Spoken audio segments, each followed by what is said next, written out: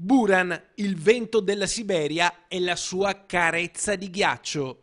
L'Italia è nella morsa del gelo. In Veneto oggi è tornato il sole, ma con temperature rigidissime. -6 a Vicenza. Il record spetta alla Dolina Carsica di Campoluzzo, dove il sensore è sceso al minimo dei 40 gradi sotto zero. Ormai sono evidenti i segnali del cambiamento climatico. Gli esperti profetizzano anomalie meteo sempre più frequenti dovute al riscaldamento globale.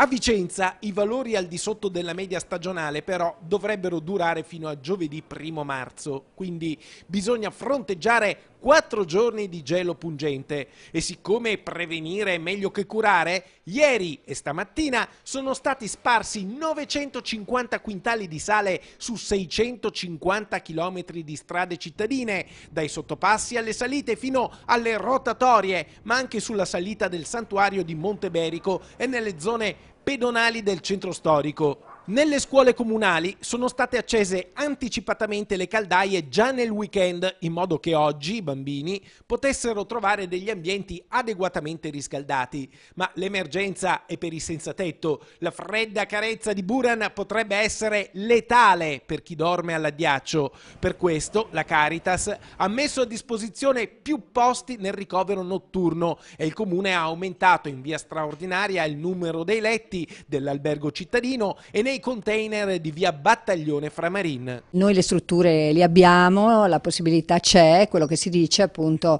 è anche ai cittadini di segnalare eventualmente, e poi ci sono i numeri d'emergenza che dico sempre sono quelli poi i primi, quelli H24, quindi 113, 118, ecco, noi come comune però insomma abbiamo poi la nostra modalità di aiutare. E mentre Buran mette in freezer questa settimana, a Vicenza la polizia locale è presente con pattuglie e personale sia sulle strade che nella centrale operativa per rispondere alle richieste di intervento dei cittadini. Insomma, tutto è predisposto per fronteggiare il gelo. Bisognerà stringere i denti, anzi batterli ancora per qualche giorno. Poi febbraio se ne andrà portandosi via Buran e marzo scioglierà il ghiaccio. La primavera non è mai stata così lontana, eppure così vicina. Teniamo duro.